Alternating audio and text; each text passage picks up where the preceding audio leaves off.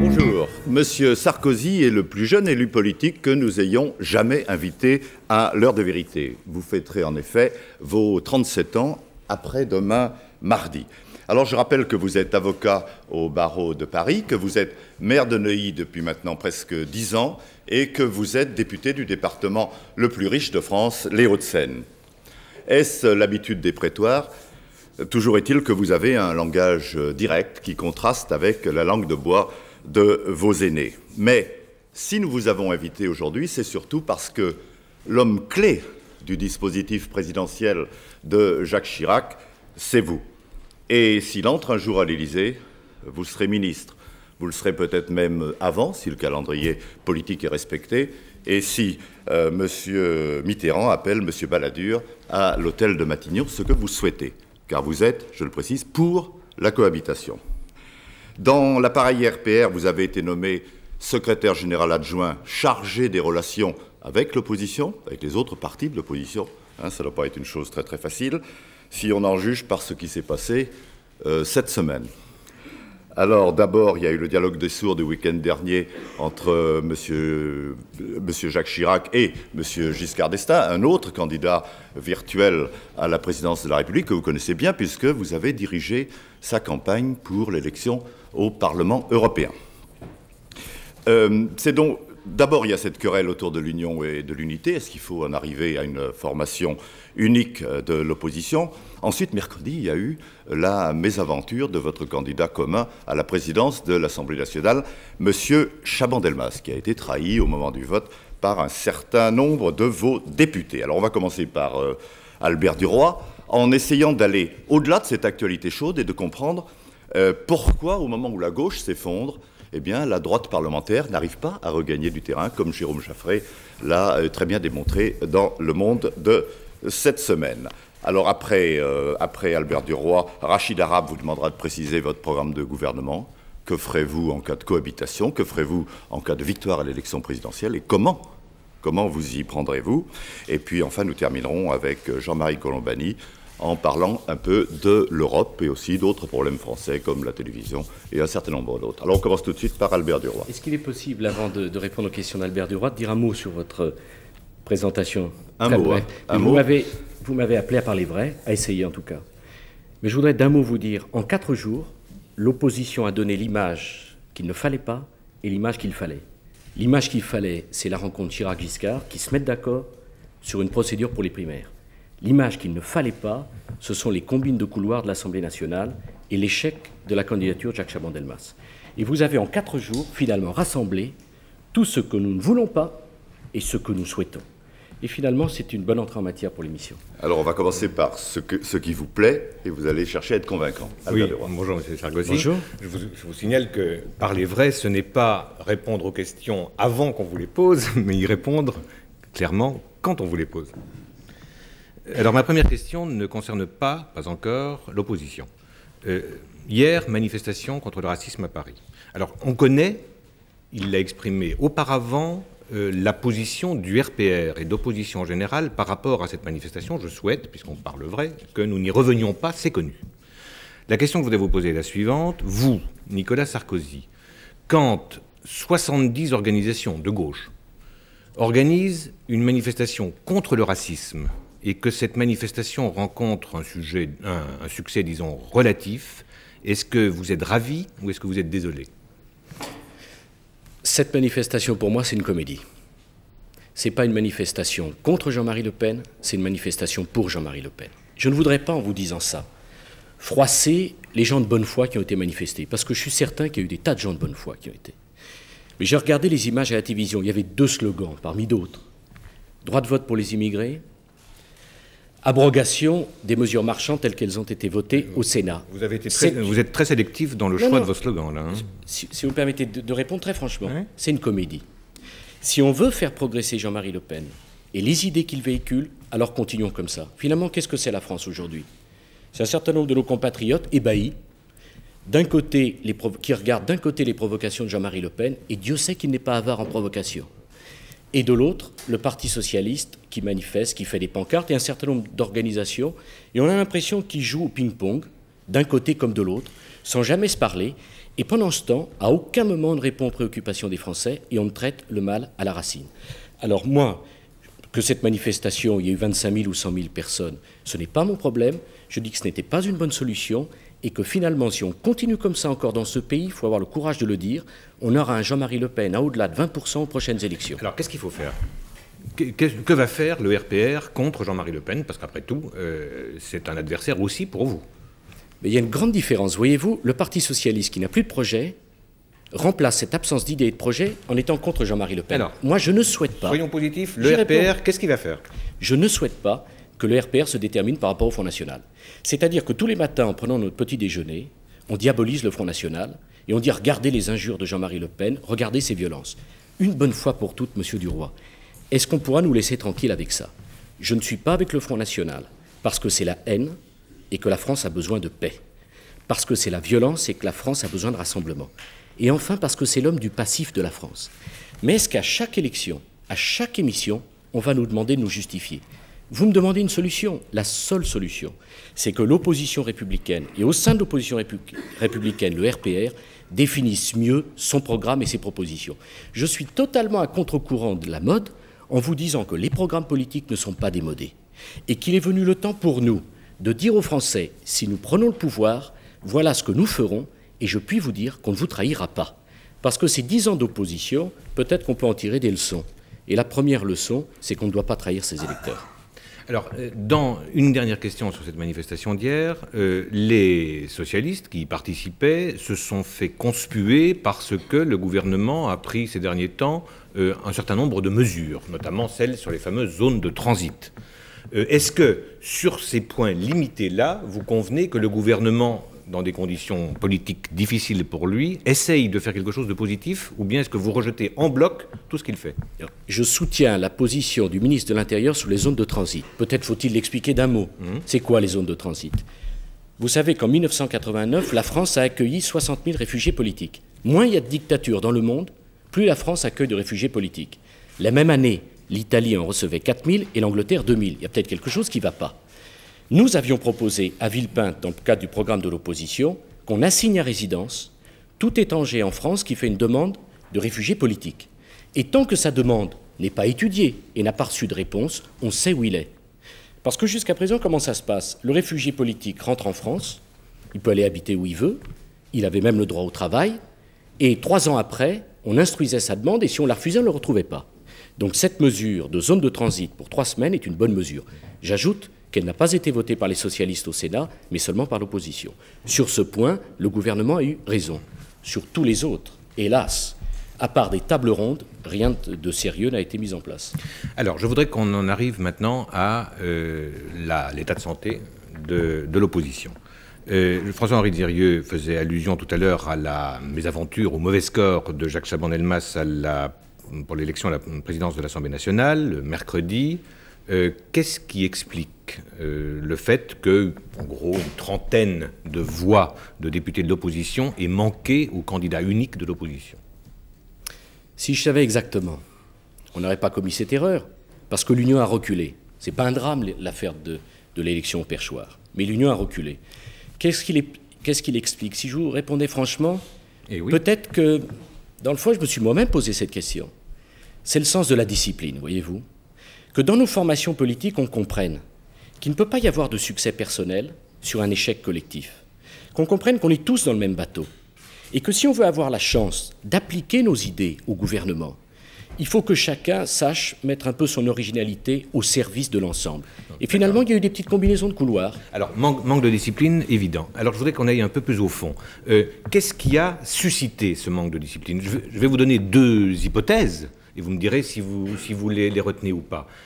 Premièrement, certains ont dit Jacques Chaban-Delmas, 76 ans, ce n'est pas un signe de renouvellement, il est trop âgé, il fallait un jeune.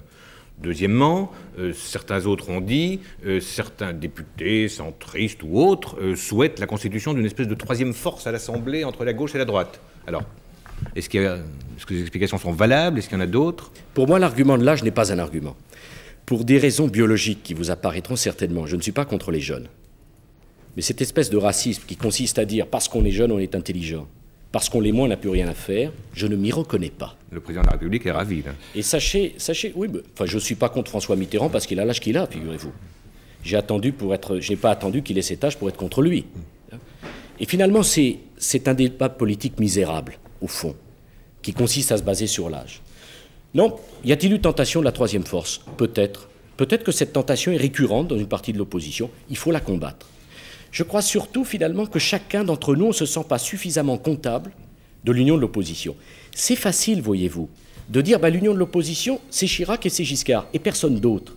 Eh bien, la preuve a été montrée l'autre jour, à cause de l'affaire du perchoir, que l'union de l'opposition, c'est l'affaire de chaque parlementaire, de chaque maire, de chaque militant. Et le jour, voyez-vous, Monsieur Duroy, où tout le monde a compris ça, ce jour-là, l'opposition est en place pour emporter un grand succès. En gros, candidats présidents les plus sérieux de l'opposition, Jacques Chirac, qui a déjà été candidat, Valéry Giscard d'Estaing, qui a déjà été président, candidat à la présidence de l'Assemblée nationale, Jacques Chaban-Delmas, qui a déjà été plusieurs fois président de l'Assemblée nationale, Premier ministre, etc. Est-ce qu'il n'y a pas, à la tête de l'opposition, un problème de renouvellement quand même? Est-ce que vous êtes bien rendu compte de ce qui se passe dans le monde aujourd'hui? Ça claque de partout. On voit revenir ce qu'on croyait inimaginable. Une guerre moyenâgeuse à 800 km de nos frontières. Chacun d'entre nous était convaincu que l'Europe ne pouvait pas connaître la guerre. Des épidémies, je pense au sida. Chacun d'entre nous considérait que les épidémies, c'était pour des contrées africaines lointaines. Et finalement, j'y arrive. On était dans une atmosphère politique préservée, et la seule chose qui comptait, c'est les hommes politiques qui venaient à la télévision, la larme à l'œil, la main sur le cœur, en disant « Regardez comme je suis sincère ». Et finalement, tout le monde d'admirer le discours de Michel Rocard, Premier ministre, je vais réparer les boîtes à lettres et repeindre les cages d'ascenseurs. C'est ce qu'on attendait. Oui, mais Harlem Désir n'est pas Premier ministre, en tout cas pas pour l'instant. C'est ce qu'on attendait des hommes politiques. Et puis finalement, on s'aperçoit que le monde est beaucoup plus dur, qu'aucun des problèmes qu'on croyait régler ne l'est vraiment. Des gens d'expérience. Donc l'expérience, ça compte. Et en ce qui me concerne, je n'ai aucun état d'âme à vous dire que moi, je soutiendrai Jacques Chirac. Parce que je pense que pour mon pays, profondément, il vaut mieux avoir comme président de la République quelqu'un qui a de l'expérience. Alors, bon, il y a plusieurs... Mais est-ce que ça empêche le renouvellement? Non, en aucun cas. Pourquoi? Il y a plusieurs présidentiables au sein de l'opposition. Il n'y aura qu'un seul président. Il n'y aura théoriquement qu'un seul candidat. Vous avez mis au point un système de primaires pour éliminer et pour choisir celui qui vous représentera. L'opinion avait le sentiment que ce système de primaires, il était mis au point depuis très longtemps, que tout était réglé. Puis on voit Jacques Chirac insister beaucoup en disant il faut d'abord régler le problème des primaires. S'il insiste tellement, il se méfie, ça se passe pas bien? Non, il faut reconnaître que ça n'a pas été assez vite. Si c'était réglé, on n'en parlerait pas. D'abord, ma conviction, c'est qu'on n'a pas le choix. Si on va diviser la prochaine présidentielle, chacun d'entre nous peut rester à la maison, il n'y aura pas d'élection pour nous.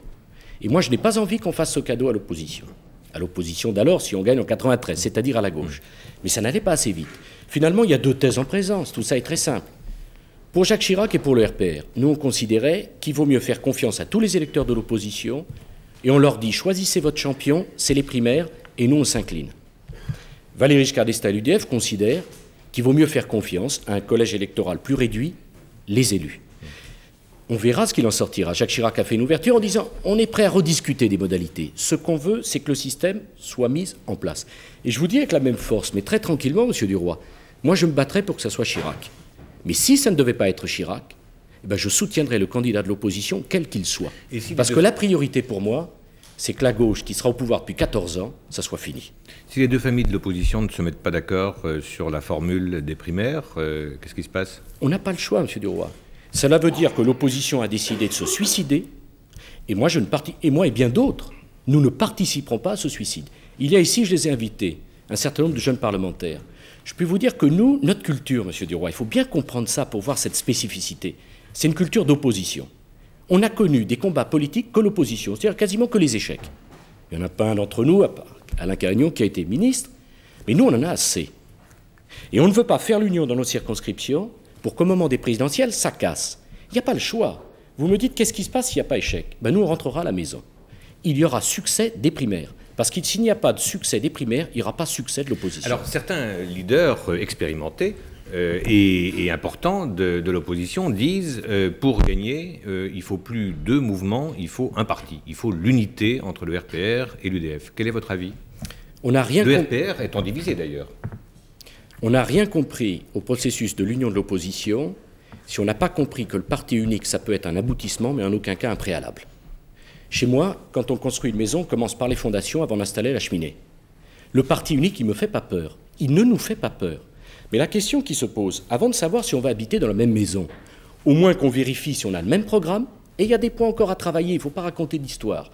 Il faut qu'on fasse... C'est Giscard d'Estaing qui raconte des histoires, alors, parce que l'autre jour, il disait il n'y a plus que des petits problèmes de nuances entre nos programmes. Non, mais je ne suis pas venu ici pour vous dire que je suis systématiquement d'accord avec tout ce que l'opposition compte de responsable. Parce que, ou alors, je suis venu raconter des histoires.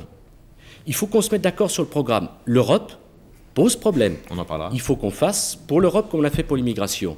Et deuxièmement, qu'on soit d'accord pour désigner notre champion au présidentiel. Qu'est-ce que ça amènerait pour nous d'habiter dans la même maison si au présidentiel on défend deux candidats différents? Absurde. Si ces deux préalables, programme et présidentiel, sont réglés, pourquoi pas un jour imaginer qu'on habitera dans la même maison? Je suis plutôt pour, étant entendu que je préfère que ça se passe après les élections. Alors, les prochaines élections, c'est les élections régionales.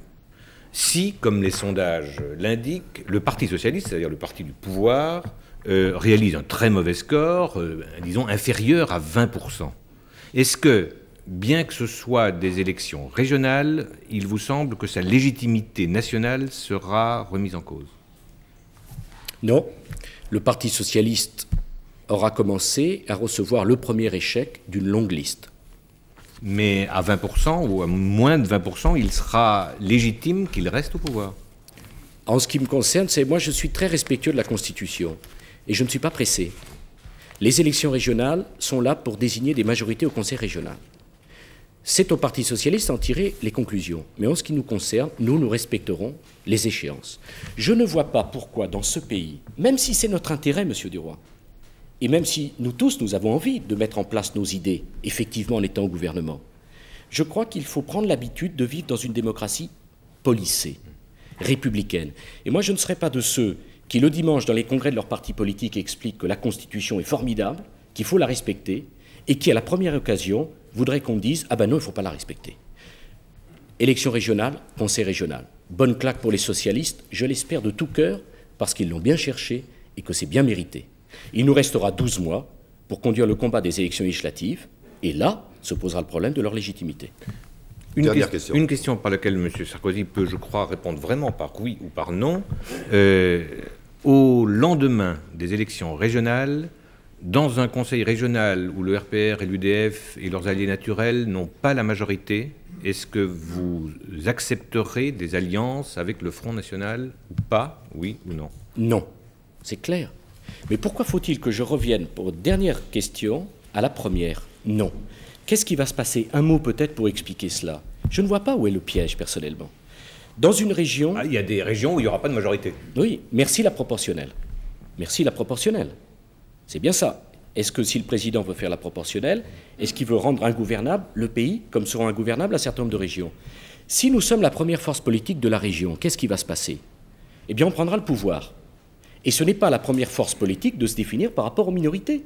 On verra bien ce que feront à ce moment-là les socialistes, les écologistes et tous les autres. En ce qui nous concerne, est-ce qu'on peut considérer qu'on est débarrassé de ce problème? Il n'y aura pas d'alliance. Mais pourquoi? Ce n'est pas une question de morale. C'est qu'on ne peut pas faire d'alliance avec des gens avec qui on n'est pas d'accord sur le programme. Merci Albert Duroy. Vous souhaitez que M. Giscard d'Estaing prenne position sur ce problème-là, aussi clairement que vous venez de prendre position? Et je n'ai pas de conseil à donner à M. Giscard d'Estaing, mais il doit savoir certainement que finalement, la clarté, la franchise et l'honnêteté, ça paye toujours. Bien, on enchaîne avec Rachid Arabe, chef du service politique d'Antenne 2, sur le programme de gouvernement de la droite unie. Que ferez-vous? Dans quel délai? Et comment? Surtout, comment le ferez-vous si vous arrivez au pouvoir? Et puis peut-être aussi, vous avez dit tout à l'heure, nous, on a une culture d'opposition, on n'a connu que l'opposition. Il y a des endroits où vous êtes au pouvoir actuellement. Par le jeu des élections locales, on pourrait peut-être en parler aussi un peu. Rachid Arabe. Alors tout d'abord, quand pensez-vous arriver au pouvoir? Bonjour, M. Sarkozy. Bonjour. Quand pensez-vous arriver au pouvoir? Puisqu'il y a un débat au sein de l'opposition entre cohabitation ou pas cohabitation. Vous-même, votre sentiment, votre point de vue? Je regrette ce débat parce qu'il nous a fait beaucoup de mal. Et je ne comprends pas pourquoi il y a débat. Je vous le dis très franchement. Je ne me vois pas, comme mes amis, mes copains parlementaires qui sont ici ou maires, aller faire campagne jusqu'au vendredi soir en disant aux électeurs « Faites-nous confiance, on a un bon programme, et les meilleurs pour diriger la France. Le dimanche, on empoche le succès et on dit aux électeurs français stupéfaits, ébahis, non, on reste à la maison. Le problème de la cohabitation, voyez-vous, il ne faut pas le rouvrir aujourd'hui, parce que c'est le problème du président de la République. Que chacun des téléspectateurs qui nous regardent soit bien conscient d'une chose.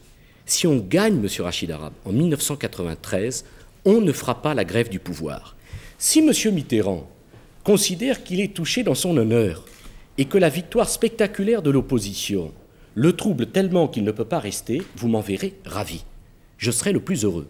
S'il ne veut pas partir, c'est son problème, ce n'est pas le nôtre. Nous, notre problème, c'est de tenir nos engagements auprès de nos électeurs. D'ailleurs, juste un mot, c'est tout à fait faux de dire qu'en 1988, on a été battu à cause de la cohabitation.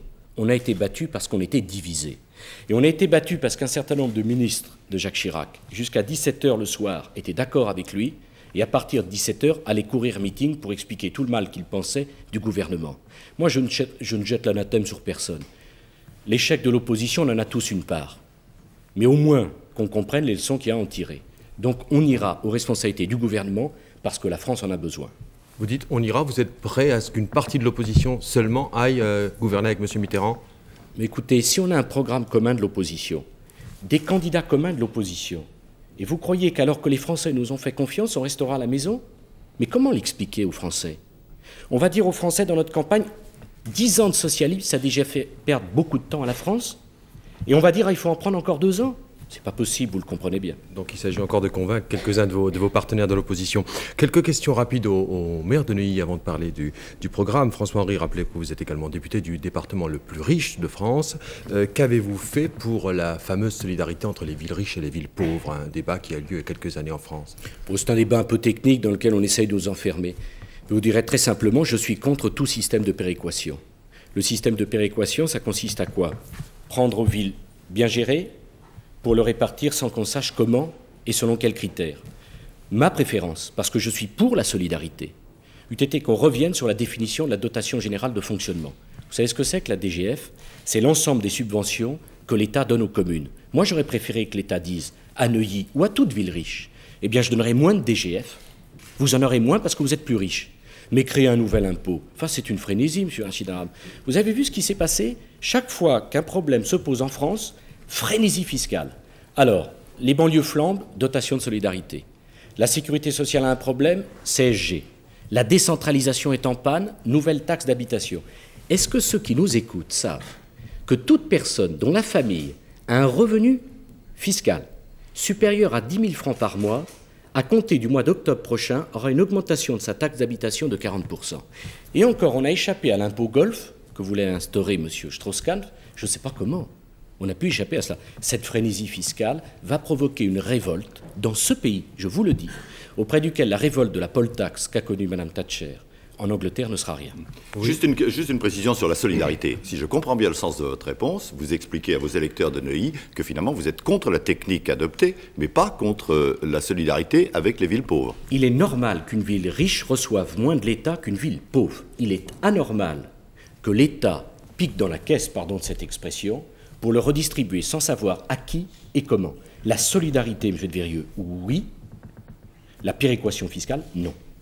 Est-il normal, alors que l'État cherche à envoyer en province et en banlieue parfois un certain nombre d'entreprises, ce qu'on appelle la délocalisation et qui fait tellement crier des centaines de gens dans la rue? Moi, je suis pour le principe de la délocalisation. Et nous ne remettrons pas en cause les principales délocalisations. Mais pardon, 2 remarques simplement. D'abord, il y a un certain nombre d'employés et même de présidents d'entreprises délocalisées qui l'ont appris par l'intermédiaire de la télévision. C'est comme ça, d'après vous, qu'on respecte la dignité des gens? C'est ça le message socialiste de justice sociale? Vous avez un mari, une femme qui travaille à Paris, vous avez des enfants qui sont scolarisés, et tout d'un coup, on explique à ces gens-là un grand coup de pied au derrière, et puis vous vous retrouverez à Marseille, à Strasbourg, à Clermont-Ferrand, sans même avoir eu le temps de discuter. Puis deuxièmement, l'affaire de l'ENA. Mettre l'ENA à Strasbourg, c'est comme si on mettait l'école des Glénans sur le lac d'Annecy. Parlons plus précisément maintenant du programme de l'opposition en matière économique tout d'abord. Je ne sais pas si vous avez vu un sondage de l'Expansion cette semaine qui est assez intéressant, qui montre que les Français sont en gros favorables à l'État-providence et au libéralisme. Il y a une certaine contradiction que des gens qui se préparent à gouverner doivent, je pense, tenir compte. Les préoccupations numéro 1 en tout cas restent l'emploi et la protection sociale. Alors sur l'emploi, on s'achemine tout doucement vers les 3 millions de chômeurs. On sait très bien que ni la gauche ni la droite n'ont de recettes miracles. Essayez de nous faire comprendre comment vous pensez sortir la France de ce mauvais pas. Non. Un mot, c'est pas 3 millions, c'est 4. Il y a 2 825 000 chômeurs, plus 1 million de malheureuses personnes qui sont en traitement social du chômage. C'est 4 millions. Il faut faire attention parce que nous, quand on en parle, c'est des chiffres, c'est des arguments, c'est des théories, c'est des principes. Mais celui qui vit ça, celui-là, c'est un drame pour lui. Il n'y aura pas... Notre politique sociale, monsieur Rachid Arabe, c'est la lutte contre le chômage. Il n'y aura pas de sommeil pour nous, il n'y aura pas de repos. Notre priorité, c'est cela. Comment? Tout le monde le dit. Tout le monde le dit. Alors, et vous? Non, c'est pas exact, tout le monde le dit pas. Le président de la République répète à longueur. Non, tout le monde le dit. Non, le président de la République... Comment Non, étant un observateur attentif comme vous, le président de la République a dit autre chose. Il a dit, la première année de mon septennat, je créerai 1 million d'emplois. Hein, et son Premier ministre, M. Mauroy, a dit, je me battrai sur la crête des 2 millions. Et la crête a été bouleversée et M. Mauroy est retourné à ses chères études. Donc on ne dit pas tous la même chose. Il y a 3 directions. Pardon de les dire rapidement. Première direction, comment voulez-vous que nos entreprises créent des emplois? Et il n'y a que les entreprises qui peuvent créer des emplois tant que la fiscalité française et les charges sociales françaises sont ce qu'elles sont. Nous payons le plus de charges en Europe. Tant qu'on n'a pas compris cela, alors on ne créera pas d'emplois. Deuxièmement, il faut arrêter l'éducation nationale, système à fabriquer des chômeurs. Une profonde réforme de l'éducation nationale est nécessaire. Et enfin, le troisième point, il faut revoir la rigidité des contrats de travail. Peut-être l'une des lois socialistes les plus permissives, c'est la loi Soisson sur le contrat de travail, qui interdit aux entreprises de faire autre chose que les contrats de travail à durée indéterminée. Tout vaut mieux que le chômage. On va reprendre vos 3 points un par un, justement. Premier point, donc la fiscalité. Vous êtes de ceux qui disent baisse de la fiscalité. Est-ce que ça suffit pour créer des emplois? C'est une condition nécessaire, mais elle n'est pas suffisante. La fiscalité, mais prenons des exemples concrets pour ne pas lasser l'attention des téléspectateurs. Un exemple. Savez-vous à combien est la tranche marginale de l'impôt sur le revenu? 56,8%. C'est-à-dire qu'avant d'avoir fait la moindre dépense, d'avoir engagé le moindre frais, l'État vous laisse un peu plus de 43% de vos revenus. Est-ce que ça peut continuer comme ça? Laisse à une certaine catégorie l'État vous laisse de revenus. La tranche marginale de l'impôt sur le revenu. C'est-à-dire au-dessus de... On considère, vous savez, un couple qui gagne 20 000 francs et qui a 2 enfants, il est dans la tranche marginale de l'impôt sur le revenu. Alors on peut considérer que c'est des riches. Vous savez, moi je ne pense pas, je n'ai pas de complexe là-dessus. En rendant pauvres les riches, on n'a jamais rendu les pauvres riches. La frénésie fiscale est quelque chose d'absurde. Deuxième exemple, les cotisations familiales. Au nom de quoi? Ce sont les entreprises qui doivent payer la politique familiale. 150 milliards de francs. Nous proposons, c'est une proposition d'Édouard Balladur, excellente, de supprimer sur 10 ans les cotisations familiales et de les budgéter, c'est le budget de l'État. C'est la responsabilité de l'État. Est-ce que c'est possible? Oui. Parlons de la protection sociale, justement. Non, un mot là-dessus, parce que je m'attendais à ce que vous me posiez la question, puis vous ne l'avez pas posée, parce qu'on dit toujours, ah oui, demain, on rasera Gracis, comment vous ferez? Il y a un chiffre qui est terrorisant. Est-ce que les Français le connaissent? Est-ce que vous savez quel est le deuxième budget de l'État? Le deuxième, c'est la dette. On dépense en France plus pour rembourser les emprunts socialistes que pour se défendre. Le budget de la dette en France est supérieur au budget de la défense. Il a été multiplié par 5. Ça coûte 160 milliards de francs, rien que les intérêts de la dette, chaque année. Le vaste programme de privatisation que nous allons engager nous permettra d'être consacrés au désendettement de la France. Il n'y a rien de plus prioritaire. Donc on recommence les privatisations si vous revenez au pouvoir, c'est clair. Mais les privatisations, elles ont lieu partout dans le monde. D'ailleurs, il y a une anecdote amusante. Jacques Attali, qui est un homme très intelligent et qui, moi, j'ai beaucoup de considération, a été le conseiller du président de la République qui a le plus nationalisé en France. Le plus de l'histoire de la France. Et on l'a mis président de la BERD, la Banque européenne, chargé de conseiller les gouvernements qui vont privatiser.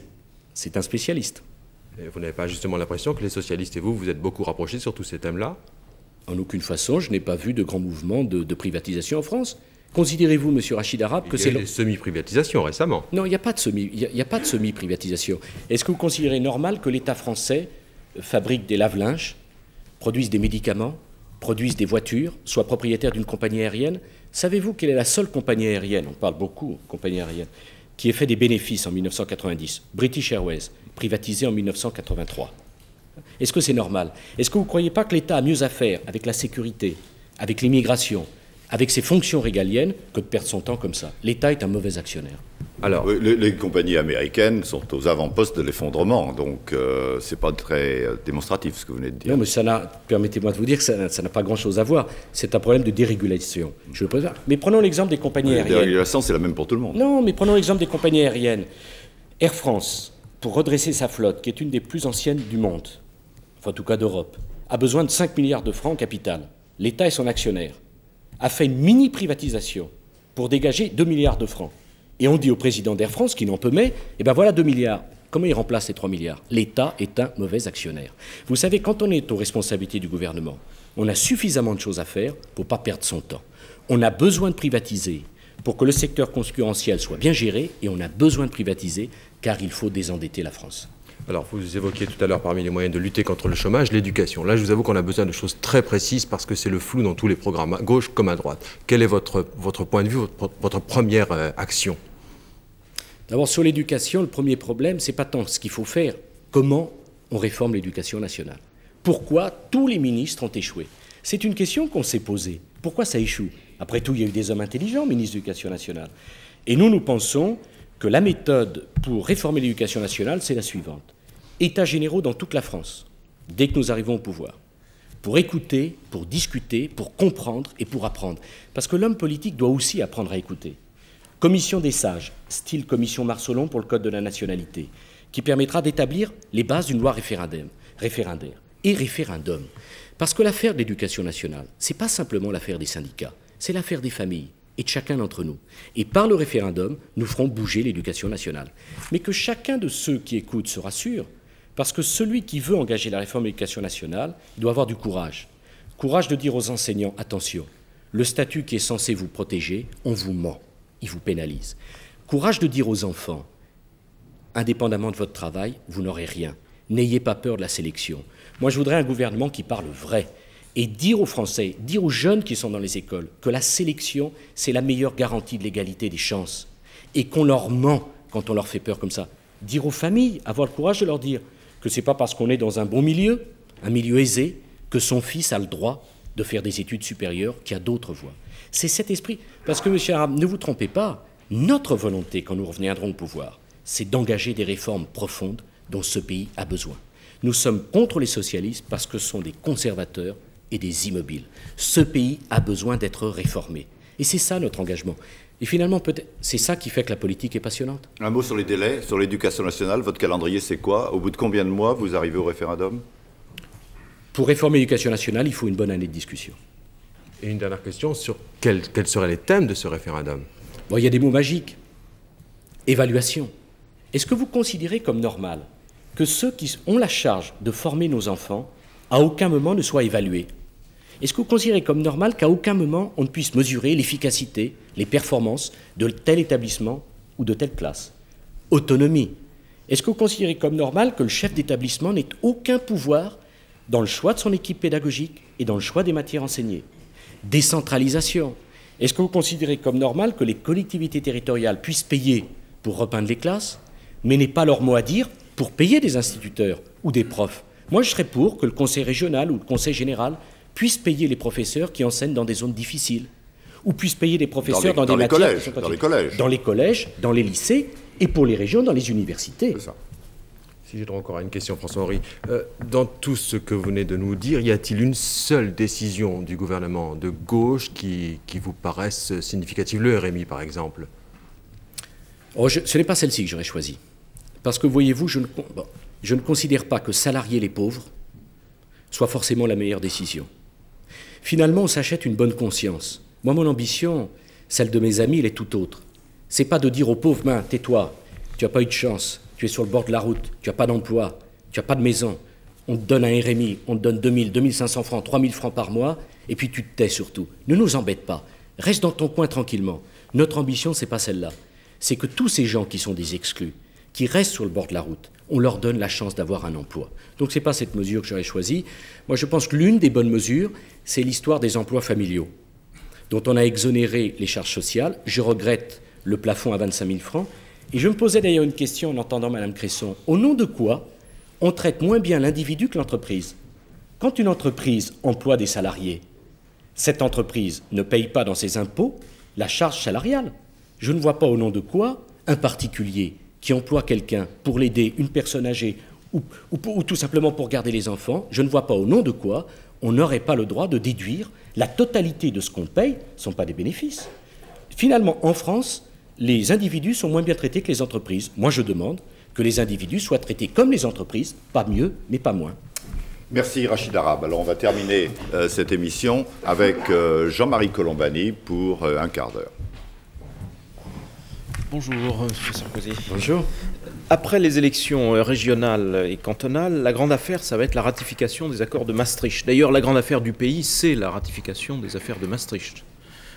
Vous trouvez que c'est la grande affaire ? Qu'on le veuille ou non, ou l'Europe en tout cas. Alors, je vous laisse... Dans un pays où 4 millions de chômeurs, Maastricht, c'est ce qu'il y a de plus important. Pour l'avenir, peut-être aussi pour les chômeurs. En tout cas, il va se poser le problème de leur ratification. Si cette ratification est demandée par référendum, vous répondez oui ou vous répondez non? Non, moi, je n'ai pas du tout l'intention de répondre aussi brutalement à une question comme cela. Malheureusement, un référendum, c'est oui ou non. Non, non, non. Moi, hypothèse du référendum. Hein. Écoutez, ne voyez pas prétention. Général de Gaulle, quoi. Ne voyez aucune prétention de ma part dans ce que je vous dis. Mais je demande que les hommes politiques soient au moins traités aussi tranquillement que l'est le président de la République quand il est interrogé. On n'a jamais vu ça quand même. Un président de la République qui vient à 2 reprises, interrogé par des grands journalistes, et qui leur dit « Taratata, vous allez voir, cette année, une grande réforme institutionnelle. Monsieur le Président, laquelle? Vous verrez bien. » 2 mois après, chaîne concurrente, président de la République, « Taratata, vous allez voir, référendum, je vais le faire ratifier. » Comment, Monsieur le Président, et quand? Vous verrez bien. Alors vous ne croirez quand même pas qu'on va se donner le ridicule de répondre à une question sur une stratégie s'agissant d'un président de la République dont on n'est même pas sûr, Monsieur Colombani, qui sera en mesure d'engager quelques référendums que cela soit. On est tranquille, hein, c'était la 5 et la 1, hein, c'était pas sur la 2. Donc, il n'empêche, vous-même, par rapport, moi ce qui m'intéresse, c'est de savoir comment vous vous situez par rapport à ces accords de Maastricht. Est-ce que vous êtes dans l'état d'esprit de quelqu'un qui veut les ratifier, qui veut obtenir leur ratification, que ce soit par référendum ou par voie parlementaire, ou est-ce que vous êtes dans l'état d'esprit de certains de ceux qui sont dans votre groupe, par exemple, qui pétitionnent contre? Où est-ce que vous vous situez? Je me sens également éloigné des ayatollahs de la construction européenne, qui ont considéré qu'à Maastricht, la France n'avait plus de problème, et des ayatollahs contre la construction européenne qui ont considéré qu'à Maastricht, la France s'était défaite. Maastricht, ça va dans la bonne direction. Vous visez Philippe Séguin, là? Par exemple, oui, mais ça ne me gêne pas de vous dire, je suis en total désaccord avec Philippe Séguin sur sa conception européenne. Ça n'empêche que nous ayons beaucoup d'autres points communs, mais sur ce point-là, je trouve que c'était faire beaucoup d'honneur à Maastricht. Maastricht est un pas dans la bonne direction, c'est un pas insuffisant pour moi, mais que s'il n'y avait que Maastricht, il n'y aurait pas de problème à le ratifier. Mais comme vous le savez, il n'y aura pas que Maastricht. Bien, voilà une réponse en tout cas claire. L'attribut principal de la souveraineté française, un des attributs principaux, ça reste la force de frappe. Est-ce que vous êtes de ceux qui pensent qu'à terme, la force de frappe, la force nucléaire française, doit s'intégrer à une défense européenne? Est-ce que la France doit verser au pot commun ce qui est le diamant de sa défense, ou est-ce que la défense européenne peut se construire en dehors de tout apport nucléaire? Non et oui. Je pense que l'arme nucléaire devient totalement inefficace s'il faut l'accord de plusieurs pour appuyer sur le bouton. Si au moment d'appuyer sur le bouton, il faut réunir le Conseil des chefs d'État pour demander à l'unanimité naturellement, alors ce n'est pas la peine de dépenser des sous pour l'arme nucléaire, chacun peut le comprendre, y compris ceux qui ne sont pas spécialistes. En revanche, je suis pour la remise en cause de la notion de sanctuaire. C'est-à-dire qu'à un moment ou à un autre, la France, comme l'Angleterre d'ailleurs, doivent se poser le problème de la sécurité de l'Europe. Et on ne peut pas dans le même temps dire « les Européens, prenez plus en main votre défense européenne, soyons plus indépendants vis-à-vis des États-Unis » et refuser d'envisager, selon des modalités qu'il est trop tôt pour préciser, je n'en sais rien d'ailleurs, que l'arme nucléaire française et l'arme nucléaire anglaise puissent être engagées indépendamment d'une attaque directe sur notre sol. Bien, tout à l'heure, vous avez fait un vibrant plaidoyer pour la réforme, en disant les sociétés sont des conservateurs, nous serons... On quitte le terrain de la défense. Nous réformisons, quitte le terrain de la défense. Juste une précision. Vous, le disciple du général de Gaulle, vous êtes pour que les Américains restent en Europe ou pour qu'ils s'en aillent? Mais merci de rappeler l'engagement gaulliste. Oui, à chaque fois que gaulliste, c'était quand même le retrait de l'OTAN. Oui, mais non. À chaque fois que Non, les pas Américains... un organisme directeur. Oui, un organisme intégré. À chaque fois que les Américains ont eu besoin des Français, à l'époque du général de Gaulle, le général de Gaulle a répondu présent. Souvenez-vous de Cuba. De Gaulle a été le premier aux côtés des Américains. À l'époque de François Mitterrand aussi, avec la guerre du Golfe. Mais peu importe. Mais, oui, mais on l'a soutenu, le président de la République. Oui, le président de la République, pas son ministre de la Défense, comme vous en souvenez Ça certainement. dépend duquel. Bon. Mais finalement, heureusement, le ridicule ne tue plus, spécialement en politique. Ça permet de laisser de l'espoir pour un certain nombre d'hommes et de femmes politiques. Sur la question précise que vous me posez, moi je considérais comme un grand dommage que les Américains quittent totalement et complètement le sol de l'Europe. Les Américains sont nos alliés et nos amis.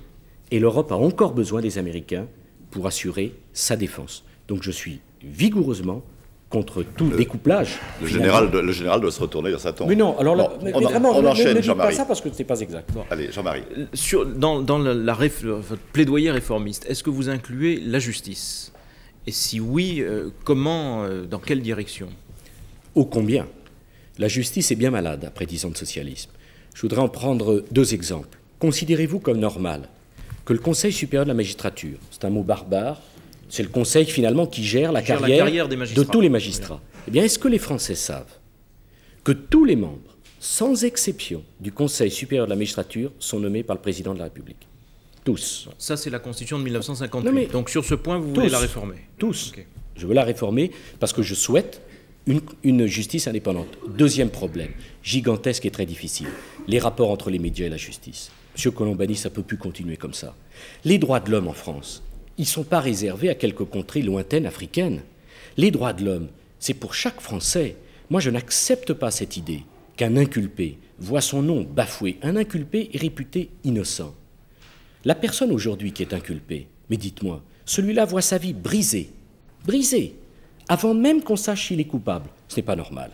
Il faut pour les majeurs faire la même règle que pour les mineurs. Vous ne devez pas avoir le droit de citer de nom dans une affaire judiciaire tant qu'une juridiction n'a pas prononcé un jugement. Mais vous comprenez bien que dans ces domaines, nous sommes deux. Je veux dire, il y a la presse et il y a les magistrats. Est-ce que vous considérez que les magistrats dans ce domaine se servent trop du pouvoir qu'ils ont, justement, de jeter en pâture un certain nombre d'hommes politiques, par exemple? Il faut que je fasse attention à ma réponse, parce qu'il ne faut jamais généraliser. Et on risque de brusquer, de choquer une catégorie de gens, les magistrats qui font bien leur travail et dans des conditions difficiles. Mais franchement, les médias et la justice, ça ne fait pas bon ménage. Et je ne comprends pas pourquoi le secret de l'instruction n'est jamais respecté. Je ne comprends pas comment toutes les télévisions sont au courant qu'un tel ou un tel est convoqué par un juge d'instruction. Dites-moi, quand vous êtes un personnage public, il ne fait pas bon être convoqué aujourd'hui par un juge d'instruction. Hein? Alors comprenez-moi bien, je suis pour qu'on fasse des exemples si les hommes politiques ont fauté. Des exemples durs, qu'on sanctionne brutalement, parce qu'il y en a assez, que nous autres, qui sommes honnêtes, monsieur Colombani, on supporte l'indignité d'un petit nombre d'entre nous. Alors oui, pour faire que la justice fasse son travail. Mais faire le travail de la justice, ça n'a rien à voir avec la publicité médiatique. Mais alors pourquoi, dans ces conditions, parce que vous n'êtes pas seul à tenir ce discours disant il faut faire des exemples quand il y a des dérapages personnels, pourquoi, dans ces conditions, une commission constituée à l'Assemblée nationale pour statuer sur l'immunité parlementaire d'un député, M. Farrand, député de droite, pourquoi cette commission se sépare sans trancher cette question de la levée de l'immunité? Est-ce que les parlementaires ne devraient pas commencer par donner l'exemple dans ce domaine? Monsieur Colombani, j'aurais été membre de la commission qui avait à statuer sur la levée de l'immunité parlementaire de M. Boucheron comme de M. Farrand. J'aurais voté en mon âme et conscience pour qu'on lève l'immunité parlementaire de ces 2 parlementaires. Mais je dis attention, moi je ne participe pas de la chasse à l'homme. Je ne sais pas si M. Farrand ou M. Boucheron sont coupables. Ce que je sais, c'est que devant les Français, on leur doit la vérité et qu'il n'y a pas d'immunité parlementaire lorsque des instructions sont nécessaires. J'aurais voté pour. Par parenthèse, l'immunité parlementaire aujourd'hui, on comprend les conditions historiques dans lesquelles ça a été créé, mais aujourd'hui, est-ce que ça a encore une utilité? Est-ce que ça n'apparaît pas finalement aux yeux des Français comme un de ces nombreux privilèges qui sont attachés à la fonction politique et qui sont devenus un peu insupportables pour l'opinion? Monsieur Colombani, aujourd'hui, ça n'a plus la même utilité. Demain, on pourrait la retrouver. C'est ça qui me gêne dans cette question et qui m'oblige à moduler ma réponse. Dans un climat de démocratie apaisé, on n'a pas besoin de ces protections. Si demain la France, et l'a connue dans son histoire, devait connaître d'autres moments troublés, alors peut-être qu'on sera content que les hommes politiques soient protégés par cette immunité. Mais ça n'a rien à voir avec le gangstérisme et la malhonnêteté. Mais vraiment, croyez-moi, et vous pourriez interroger tous les parlementaires qui sont ici, tous les maires qui sont ici, on en a ras-le-bol. On en a ras-le-bol d'être insultés. C'est fini maintenant. C'est pas parce qu'on demande aux téléspectateurs, aux électeurs leur voix qu'on doit accepter de se faire insulter en permanence. Les hommes et les femmes politiques sont des gens honnêtes, Monsieur Colombani. Et finalement, je crois que nous avons notre part de responsabilité. Un certain nombre des nôtres ont donné prise à cette campagne en s'excusant de faire de la politique.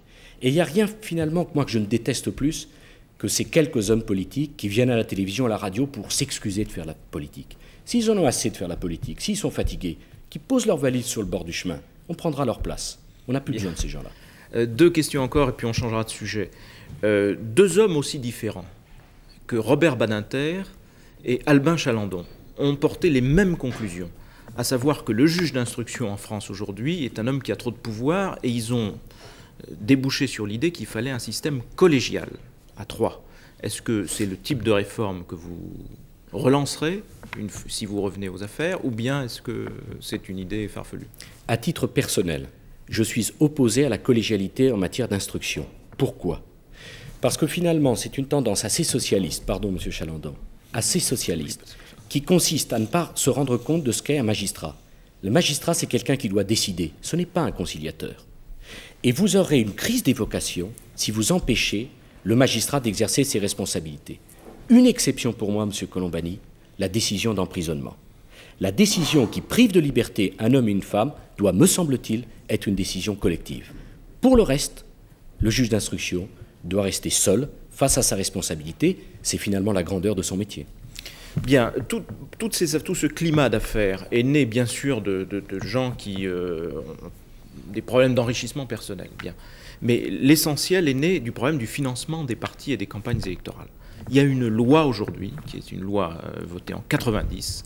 Est-ce que vous pouvez nous assurer que le RPR, par exemple, l'applique? Et je voudrais prendre un exemple concret. Vous-même, vous êtes à la tête d'une cellule présidentielle, disons, d'un petit état-major présidentiel qui est celui de Jacques Chirac. Donc il vous a fallu des locaux, des bureaux, du matériel, du personnel, bref, une logistique importante, parce qu'une affaire présidentielle, ça coûte de l'argent. Comment est-elle financée? D'abord, vous me faites bien des honneurs. Jacques Chirac n'a pas annoncé sa candidature, et comme vous l'avez certainement observé, les élections présidentielles sont dans 4 ans. Ça se prépare à l'avance. Dans ces bureaux du boulevard Saint-Germain, 150 mètres carrés, 2 secrétaires, je voudrais faire une confidence, je suis bénévole. Vous-même, parce que vous êtes maire de Neuilly, vous êtes parlementaire, vous avez des moyens d'être bénévole dans ce sens-là. Non, écoutez, je ne vais pas non plus m'excuser, même auprès de vous, d'être rémunéré en tant que parlementaire et en tant que maire. Sûrement pas. Merci. Donc, de la même manière que je ne vous demande pas, moi, quand je vous vois, combien vous gagnez au monde. Ça devient un débat extraordinaire. Ouais. On doit en permanence s'excuser. On fait du travail. Non, ma question était simple, c'était comment votre antenne est financée? Je vais y répondre de manière très simple. Nous avons créé une association. Cette association a un certain nombre de cotisants, une quinzaine, qui soutiennent l'action de Jacques Chirac et qui versent à l'association une cotisation qui est, comme vous le savez, déductible d'impôts. Voilà exactement comment nous sommes financés. S'agissant du RPR, il y a maintenant un financement public et c'est très bien. Pourquoi? Parce qu'il faut que les Français comprennent que la démocratie, ça a un coût et qu'il n'est pas normal, et qu'il n'est pas anormal que l'État paye pour que les partis politiques puissent fonctionner. Parce que finalement, si on est contre le financement public, ça veut dire quoi? Il n'y a que ceux qui ont de l'argent qui vont pouvoir faire la politique? C'est ça qu'on veut dans ce pays? Ça existait, le suffrage censitaire. On achetait son mandat. Ben finalement, et nous autres, qui avons créé notre maison avec nos mains, finalement, eh bien heureusement qu'il y a des financements. Heureusement qu'on est rémunéré. Heureusement que les partis politiques peuvent exister. Sinon, on ne pourrait faire de la politique que les gangsters ou que les gens qui sont nés avec une cuillère d'argent dans la bouche. Ben, ce n'est pas la conception qu'on a de la démocratie. Bien, quelques questions pour terminer rapide sur différents sujets. Le paysage audiovisuel français, que l'on dit sinistré, et qui doit affronter en ce moment le dépôt de bilan de la 5. Est-ce que vous trouvez normal que dans les rangs de ceux qui veulent reprendre cette chaîne de télévision figure un homme politique? Et pas n'importe lequel, c'est un homme bien typé, celui-là, il s'agit de Charles Pasqua. Est-ce que c'est normal? Vous prenez le problème quand même par le petit bout de la lorgnette. Par un bout, disons. Ouais. Bon, c'est le meilleur bout, hein, le petit bout, pour voir quelque chose. Oui, peut-être. Mais écoutez, franchement, que Charles Pasqua ait pris l'initiative pour sauver la 5, je trouve ça très bien. Finalement, il a obligé les pouvoirs publics à bouger. À votre place, si vous me permettez, je me serais posé une autre question. Et je ne veux pas que vous vous moquiez de moi après. Je serais dit, est-ce que vous considérez, vous, M. Colombani, comme normal que pour la première fois dans le monde, il y ait un écran noir, une chaîne qui fasse faillite? Et est-ce que vous trouvez normal... Non, mais est-ce que vous... Il y a un risque. Est-ce que vous trouvez normal que TF1, qui a 40% de part de marché, ne gagne pratiquement pas d'argent? Est-ce qu'on ne devrait pas tous ensemble se poser la question de cette frénésie de réglementation qui finit par tuer toutes les chaînes? Le paysage audiovisuel français est malade d'une hyper-réglementation. Si nous revenons au pouvoir, eh bien nous aurons comme priorité la liberté et un vrai service public. Qu'est-ce que ça dit, un vrai service public? Oh, ça veut dire tout simplement qu'on remboursera au service public Antenne 2 et FR3 les 2,3 milliards qu'on vous a volés. Vous savez que l'État décide d'exonérer de la redevance un certain nombre de Français et ne compense pas ses recettes d'exonération pour les chaînes publiques. 2,3 milliards. Il y a bonne nouvelle pour le service public. Mais il y a 2,3 milliards qui sont à disposition, qui existent. Premier point. Deuxième point, pour le reste, les quotas de production. Est-ce qu'on va avoir le courage dans ce pays de dire que certains syndicats de producteurs en font un peu trop et que les quotas de production, ajoutés aux quotas de diffusion, ça ne veut rien dire? Alors on oblige des chaînes à produire, après on les oblige à diffuser. Et non content de cela, on leur dit, mais attention, il faut diffuser entre 19h45 et 20h15. Est-ce qu'on va se donner le ridicule, ou plutôt arrêter le ridicule, de la notion d'œuvre française? Savez-vous qu'un quatuor qui joue du Beethoven, ce n'est pas une création française parce qu'ils sont moins de 9, et que la fanfare de Romorantin, ils sont 42, c'est une création audiovisuelle française? Bon. Franchement, vous ne croyez pas qu'il y a beaucoup de choses à faire? Dernier exemple, la règle des 25%. Au nom de quoi l'opérateur qui dirige une chaîne ne peut pas avoir 25% du capital? Moyennant quoi il y a des combines, chacun le sait bien. La liberté, parce que je n'ai pas, moi, au gouvernement, l'État n'a pas à décider que les téléspectateurs doivent regarder telle ou telle émission. Le marché, ça existe. Le contentement des téléspectateurs aussi. Alors une vraie chaîne publique, avec une mission de service public et un service privé libre. Vous pensez que la télévision peut être intégralement livrée à la loi du marché? Non, il y a bien sûr des règles de déontologie. Il y a un certain nombre de grandes règles à poser. Mais vous savez bien, M. de Virieu, que quand on pose trop de règles, on n'en respecte aucune. Et que finalement, les chaînes aujourd'hui, elles ont le choix entre une alternative misérable. Mourir en respectant les règles, ou bafouer les règles et continuer à vivre. C'est pas ce que je souhaite pour la télévision française. D'un mot, si c'est possible, tout à l'heure vous avez pris position pour un référendum en matière d'éducation. Vous vous souvenez que c'est l'opposition qui, au Sénat, avait bloqué l'extension du champ des référendums. Et que si ce référendum sur l'éducation n'est pas possible, c'est à cause de l'attitude de l'opposition à l'époque. Est-ce qu'aujourd'hui, vous êtes en faveur d'une réforme constitutionnelle qui inclurait l'extension du champ des référendums? Oui. La saisine du Conseil constitutionnel par les citoyens? À titre personnel, oui. Et quel mandat pour le président de la République? Quelle durée du mandat? Bon, je réponds à titre personnel, sans engager ma formation politique. Même ceux qui sont ici, on a des avis différents. Comme je suis pour ma part très attaché à ce que le président de la République garde tous les pouvoirs qui sont les siens, je considère que dans ce cas, il doit avoir un mandat plus court qui lui permette de vérifier à un moment plus régulier sa légitimité. Je suis donc pour ma part pour le quinquennat. Mais monsieur, pour le double quinquennat, donc? Non, alors en revanche, je suis totalement opposé à la limitation des nombres de candidatures. Mais monsieur Dury, juste un mot pour terminer, vraiment un mot. Je voudrais dire à tous ceux qui nous écoutent qu'on a besoin qu'ils se passionnent à nouveau pour la politique. Parce que la politique, c'est le dernier champ d'aventure qui existe. Parce que la politique, c'est formidable. Et que surtout, il ne faut pas écouter les mauvais prophètes qui expliquent qu'il n'y a plus de place pour le politique. Le politique est de retour. La France a besoin de débat. Vous pouvez compter sur l'opposition pour le relancer. Voilà, et c'était donc l'heure de vérité de M. Nicolas Sarkozy, secrétaire général adjoint du RPR. Prochains invités, la semaine prochaine, M. Antoine Wechter, et le dimanche suivant, M. Raymond Barre. Voilà, dans 5 minutes, le journal qui va vous être présenté par Philippe Lefay. Bon appétit, bon dimanche à tous.